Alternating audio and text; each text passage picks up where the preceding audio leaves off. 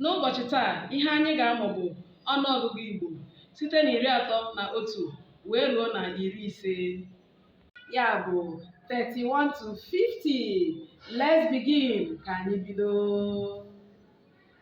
31 31, 32 32, 33 33, 34 34, 35 35, 36 36, 37 38 38, 39 39, 40 40 41 41, 42 42, 43 43, 44 44, 45 45, 46 46, 47 47, 48 49 49,